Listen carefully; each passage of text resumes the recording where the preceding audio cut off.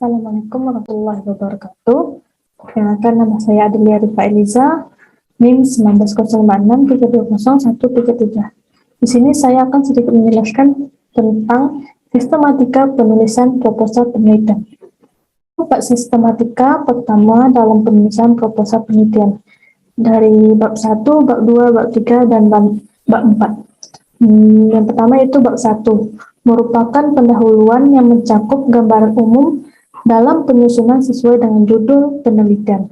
Yang kedua yaitu bab 2, merupakan kajian teori yang berisi definisi konseptual dari variabel dan teliti serta penelitian terdahulu. Ketiga yaitu bab 3, merupakan metode penelitian yang bertujuan menjawab permasalahan yang sudah diuraikan pada bab 1. Yang keempat yaitu bab 4, lampiran berkas tambahan yang mendukung proposal. Dalam penulisan proposal ada sistematika penelitian pada bab 1 yaitu yang pertama latar belakang, rumusan masalah, tujuan penelitian, hipotesis, manfaat penelitian, dan ruang lingkup. Ada 5 poin penting di dalam latar belakang. Yang pertama yaitu alasan rasional. Alasan rasional di sini yang membuat penelitian itu menarik. Untuk diteliti harus berdasarkan fakta, data, referensi, atau temuan dari penelitian sebelumnya. Yang kedua yaitu gejala kesenjangan yang terdapat di lapangan. Hal ini harus terungkap dengan jelas untuk memunculkan permasalahan dan bagaimana peneliti mengatasi kesenjangan yang ada. Yang ketiga yaitu kompleksitas masalah. Jika permasalahan yang ditemukan dibiarkan begitu saja, khawatir akan menimbulkan permasalahan yang baru dan akan menghambat atau mengancam suatu proses untuk mencapai tujuan.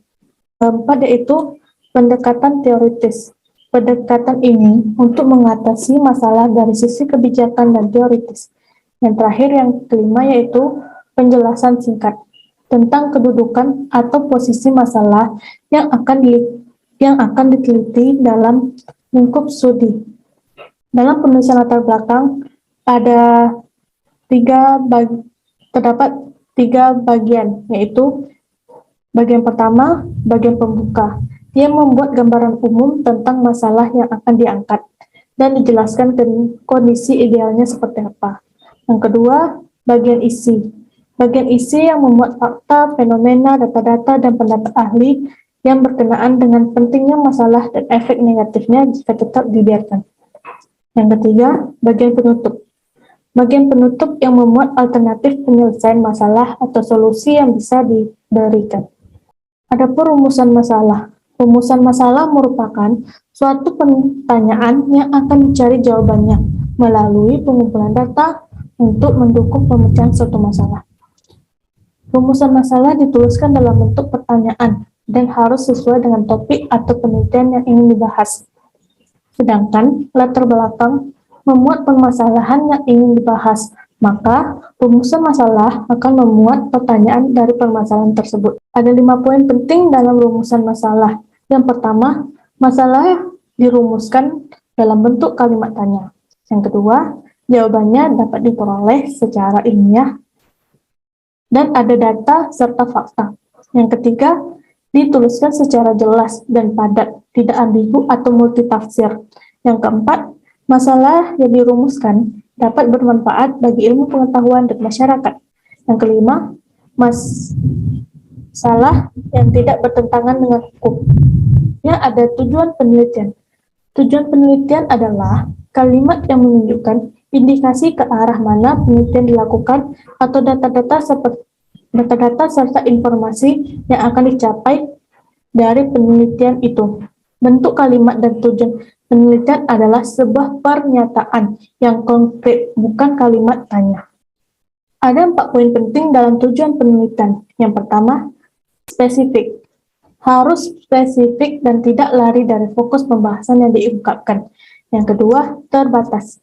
Jumlah kalimat atau kata tidak boleh panjang daripada latar belakang. Yang ketiga, dapat diukur. Dapat diukur dengan teori dan data yang dilampirkan. Yang keempat, dapat dikoreksi. dapat dikoreksi dan dapat diperiksa dengan melihat kajian teori yang ada. Adapun manfaat penelitian, yaitu manfaat penelitian berkaitan dengan tujuan penelitian. Manfaat penelitian adalah narasi objektif yang menggambarkan hal-hal yang diperoleh setelah suatu tujuan penelitian telah terpenuhi. Ruang lingkup. Ruang lingkup bermakna batasan subjek yang akan diteliti.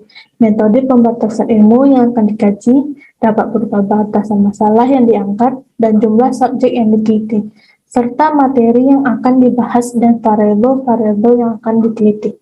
Jadi, di sini dapat disimpulkan tidak semua proposal penelitian memiliki sistematika penulisan bab 1 yang sama. Hipotesis dan ruang lingkup ditulis pada jenis penelitian tertentu, seperti penelitian kuantitatif, contohnya seperti eksperimen, korelasi, dan lain-lain.